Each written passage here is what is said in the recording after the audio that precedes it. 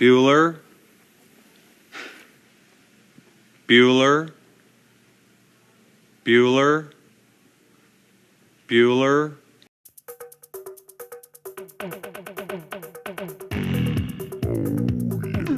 Ferris Bueller's Day Off is a 1986 teen comedy film written and directed by John Hughes that would become one of the most iconic movies of the 1980s.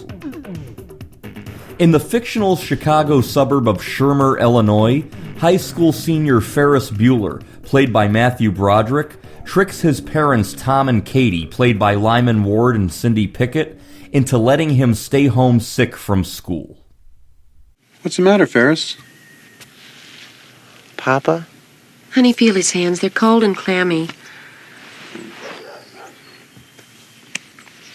I'm fine. I get up. No! His sister Jeannie, played by Jennifer Grey, is angry and doesn't believe that Ferris is sick at all. I can't believe this. If I was bleeding out my eyes, you guys would make me go to school. This is so unfair.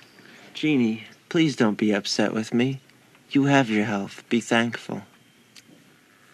After he finds out that Ferris has been absent 9 times during the school year, Dean of Students Ed Rooney, played by Jeffrey Jones, alongside his secretary Grace, played by Edie McClurg, becomes determined to expose Ferris Bueller and get his revenge. He jeopardizes my ability to effectively govern this student body. Well, makes you look like an ass is what he does, Ed. Thank you, Grace. I think you're wrong. Oh, well, he's very popular, Ed. The sportos, the motorheads, geeks, sluts, bloods, wastoids, dweebies, dickheads. They all adore him. They think he's a righteous dude. The economics teacher, played by Ben Stein, is filled in on Ferris's absence by an enthusiastic student named Simone, played by Christy Swanson. Bueller? He's sick.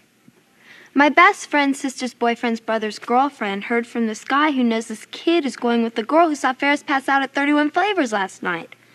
I guess it's pretty serious. Thank you, Simone. No problem whatsoever. Fry. Fry. Fry.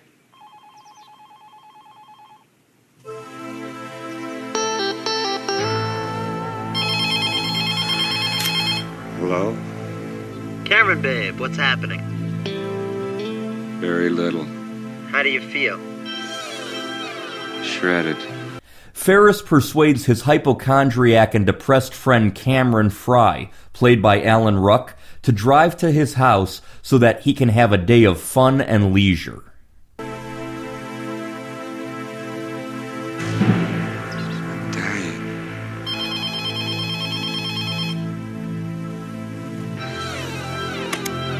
You're not dying, you just can't think of anything good to do.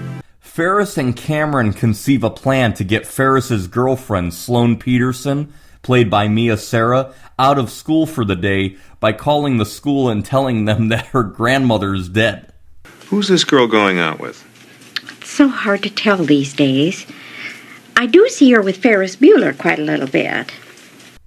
Cameron calls the school posing as Sloane's father to a very skeptical Rooney. If you wouldn't mind excusing Sloane, I'd appreciate it. Sure. I'd be happy to. Yeah, you just produce a corpse and I'll release Sloane. I want to see this dead grandmother firsthand. It's all right, Grace. It's Ferris Bueller, little twerp. Simultaneously, Ferris calls Rooney to confirm his absence. Ed! Pucker up, Buttercup. What? Ferris Bueller's online, too. To pick up Sloane from school, Ferris incessantly pleads with Cameron to let him borrow his father's prized 1961 Ferrari 250 GT. It is his love, it is his passion, It is his fault he didn't lock the garage. Ferris's mom, Katie, stops home from work briefly to check on Ferris, who has concocted a pulley system with a mannequin and snoring sound effects. Bless his little heart.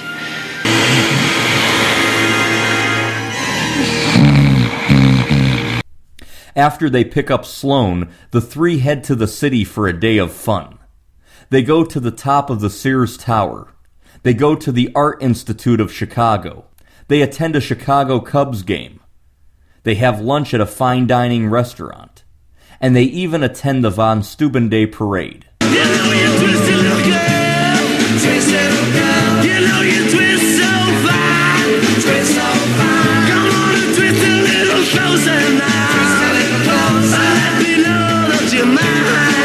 In the meantime, Rooney is on the prowl to try and confront Ferris, and Jeannie skips school herself to do the same. I knew it! Oh! Rooney sneaks into the house unannounced, scaring Jeannie. Ferris Bueller.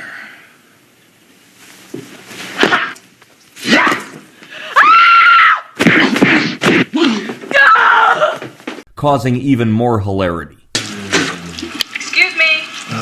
Whoever's in the house is still in the house. I'd like you to know that I've just called the police. So if you have any brains whatsoever, you'll get your ass out of my house real quick. I'd also like to add that I have my father's gun and a scorching case of herpes.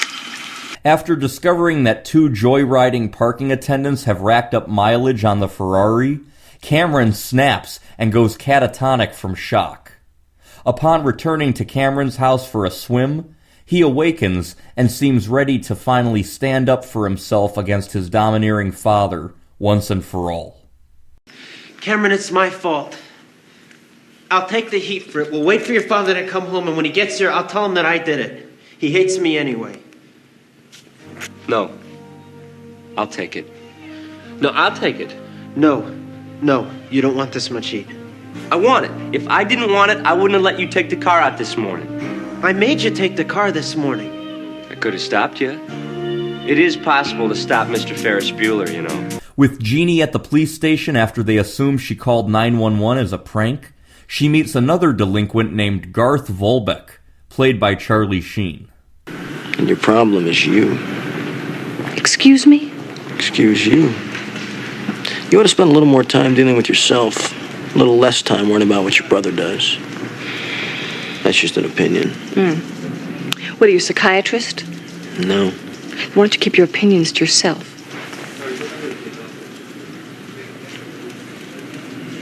Somebody you should talk to.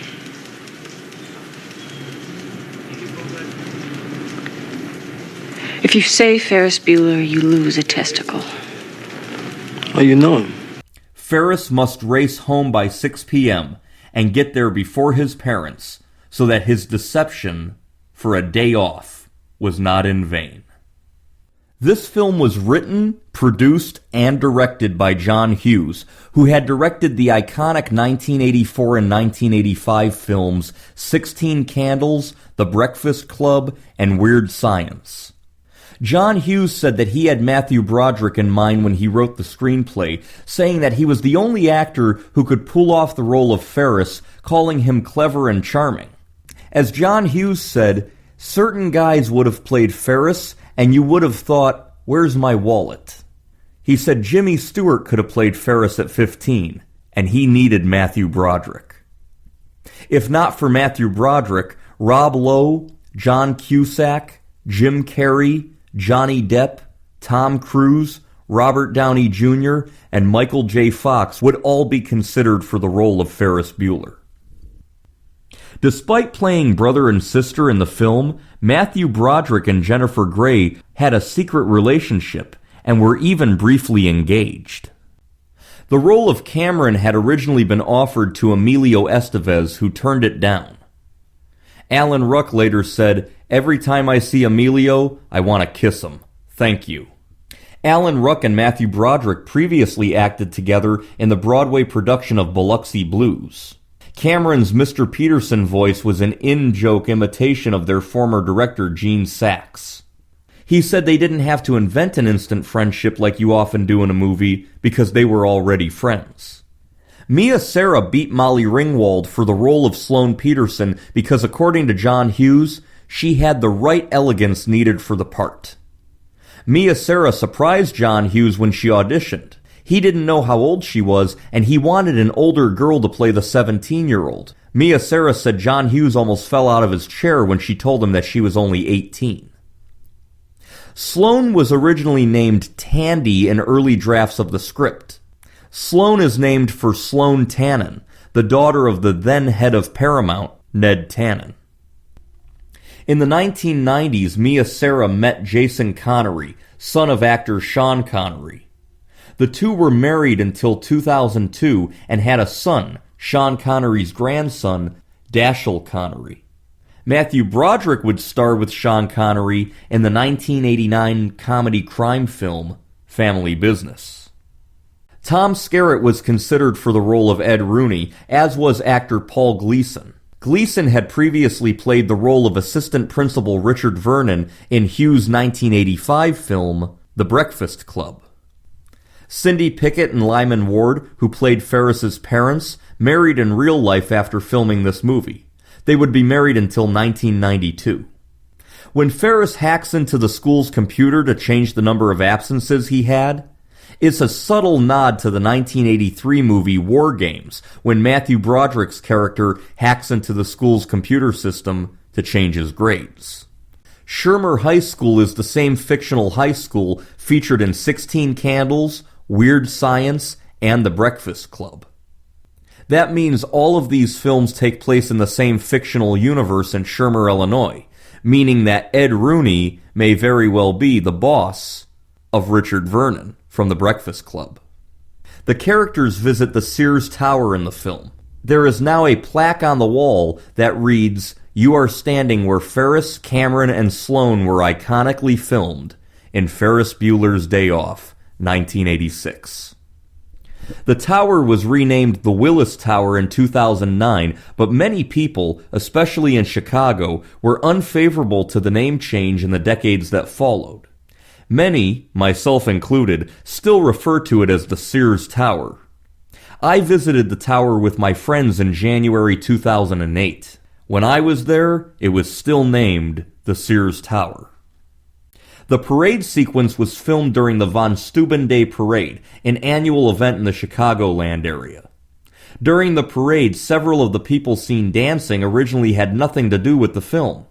They were simply dancing to the music being played, and John Hughes found it so humorous that he told the camera operators to record it. The dance sequence by the group on the stairs was taken directly from Michael Jackson's Thriller music video in 1983, as well as his performance on the 1983 Motown 25 television special. The Cubs game depicted in the movie that Ferris and his friends attend was an actual game played against the Atlanta Braves on June 5, 1985. According to John Hughes, the scene at the Art Institute of Chicago was a self-indulgent scene, a place of refuge for him. He went there quite a bit and loved it. He knew all the paintings in the building, and it was his chance to go back into the building and show the paintings that were his favorite. The painting that Cameron admires is called Sunday Afternoon on the Island of La Grande Jatte by Georges Seurat. In the scene at the swimming pool, Matthew Broderick throwing Sara into the pool after pushing Cameron in was unscripted. Her screams of surprise and laughter were genuine, and the playful nature of the moment convinced John Hughes to include the shot in the final cut of the film. Sara said that to get her to laugh naturally in the taxicab scene, Matthew Broderick tickled her knees and her feet.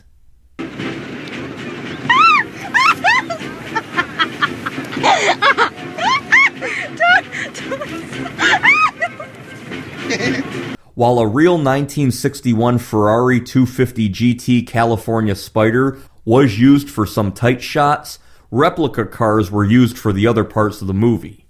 Only about 100 or so of those Ferraris were ever produced, and they were far too expensive to mess around with, or to have fall out of a window and be destroyed. Edie McClurg did her hair herself, and when she arrived on the set, John Hughes looked at it and said, "How many pencils do you think you could fit in that hair?" They tested it with one pencil, then two, then three. The fourth one fell out. So that was the origin of Grace's first scene in the movie, in which she pulls several lost pencils out of her hair. At one point in the film, there was going to be a line from Ferris where he says, "Come next year, I'll be the first kid to ride on the space shuttle." However, less than 5 months before the movie's release, on January 28, 1986, the Challenger space shuttle exploded, killing all 7 aboard, including a school teacher named Krista McAuliffe. Due to this, John Hughes had the preview recalled from theaters and the line was edited out of the final film. John Hughes personally selected the songs for the movie. He wanted them to be somewhat obscure to the typical movie-going audience, feeling that he wanted everything about the movie to feel new. For example, the song heard when the Ferrari is revealed for the first time, as well as during the final scene, is "Oh Yeah" by Swiss band Yellow. The song was not a hit after its first release, but its inclusion in this movie rapidly popularized it, prompting a re-release. It reached number 51 on the US Billboard Hot 100 charts and number 36 on the Billboard Dance charts. The song would be used in many other films, including The Secret of My Success, She's Out of Control, and K-9. The Beatles' rendition of Twist and Shout is heard as Ferris Bueller jumps onto the parade float. The same week of this movie's release, the same weekend, the Rodney Dangerfield comedy film Back to School was also released into theaters. In that film, Rodney Dangerfield's character Thornton Mellon sings his own rendition of this song.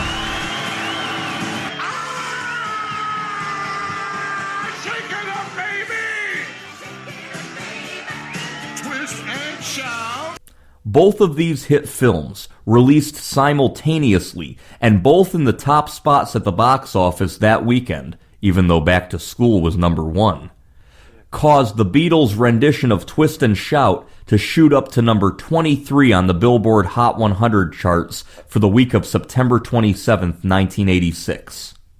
This gave the Beatles their second charting single of the 1980s after the Beatles movie medley reached number 12 in May of 1982.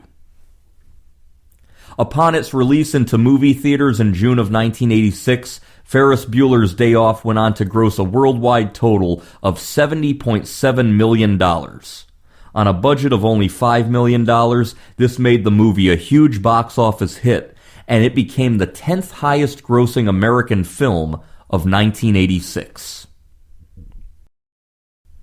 This film would find huge popularity among American conservatives on the political right. Conservative writer, lawyer, actor, and commentator Ben Stein got the role of the economics teacher through 6 Degrees of Separation. President Richard Nixon introduced him to New York Times columnist Bill Safire. Bill Safire introduced him to an executive at Warner Brothers.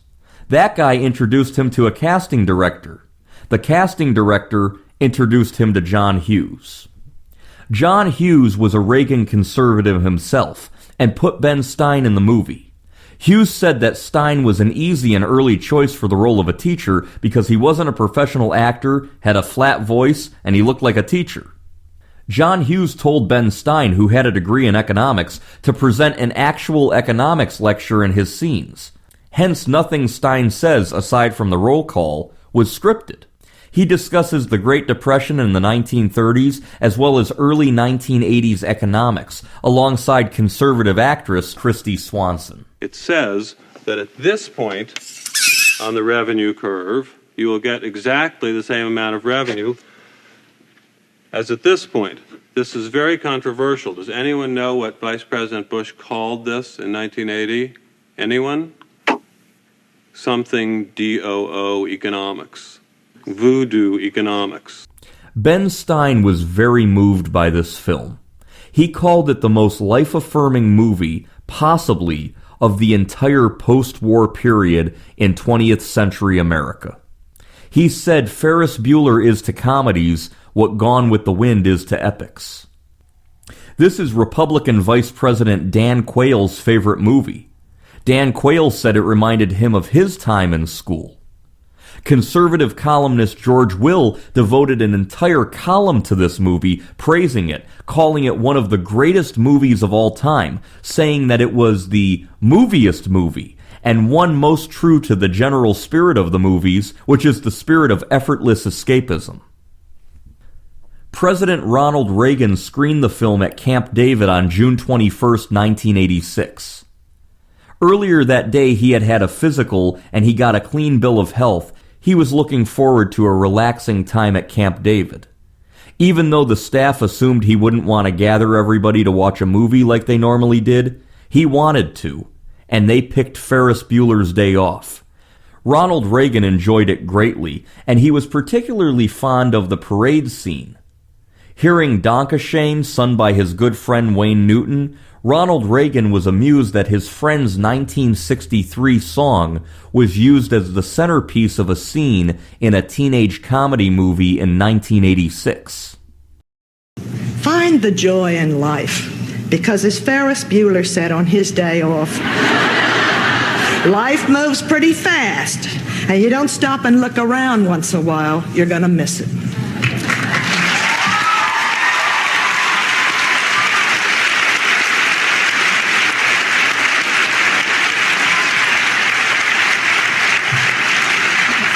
I'm not going to tell George you clap more for Ferris than you clap for George.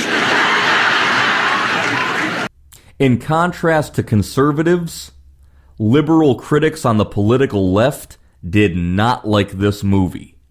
Right out of the gate, liberal film critics ripped apart Ferris Bueller's Day Off. They said that John Hughes was mocking grown-ups, mocking elites, mocking educators. David Denby of New York Magazine called the film a nauseating distillation of the slack, greedy side of Reaganism. You realize if we played by the rules right now, we'd be in gym? Author Christina Lee called it a ridiculous exercise in unadulterated indulgence that encapsulated the Reagan era's worldview of insatiable appetites for immediate gratification, of living in and for the moment. I do have a test today. That wasn't bullshit.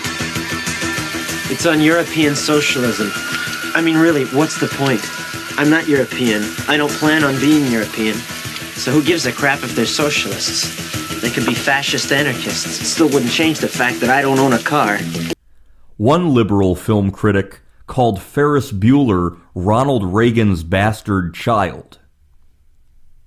People close to John Hughes said he was a Reagan conservative. While I am convinced that John Hughes didn't have the intention to make Ferris Bueller synonymous with Ronald Reagan, that sure seems to be the vibe that liberal film critics acquire when they watch this movie. It's not that I condone fascism, or any ism for that matter.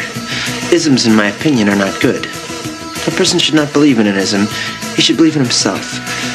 I quote John Lennon, "I don't believe in Beatles, I just believe in me." A good point there. After all, he was the walrus. I could be the walrus. I'd still have to bum rides off of people. I first saw this film in the late 1990s, and I watch it from time to time, and honestly, I still find myself grinning and laughing out loud. I am not alone in loving this movie. Film critic Richard Roper named this as his all-time favorite film, and in 2014, Ferris Bueller's Day Off was added to the National Film Registry by the United States Library of Congress for being culturally, historically, and aesthetically significant to American history. In 2010, following John Hughes' death, cast members from many of his most iconic films gave a wonderful tribute to him at the 82nd Academy Awards. As an actor, I just listened to John and I did whatever he told me. And thanks to him, for the last 25 years, nearly every day, someone comes up to me, taps me on the shoulder, and says, "Hey, Ferris, is this your day off?" In the year 2023, Matthew Broderick, who does wonderful work in television and movies, was asked about his legacy. Matthew Broderick said, "What's my legacy? Well, I'm Ferris Bueller, I suppose. I have to accept it. And I like it. I've made peace with it." Thank you for coming, and John, Dankeschön. Upon multiple viewings, it becomes more and more clear that the real reason Ferris Bueller took a day off in the first place was so that he could help get his friend Cameron out of his depression. I think this is substantiated by the scene near the end of the movie when Sloane tells Ferris that she figured him out. You knew what you were doing when you woke up this morning, didn't you? Me? For me, that adds an element of heart into what is already a fantastic film. I'm going to go ahead and give 10 out of 10 stars to the iconic 1986 classic, Ferris Bueller's Day Off.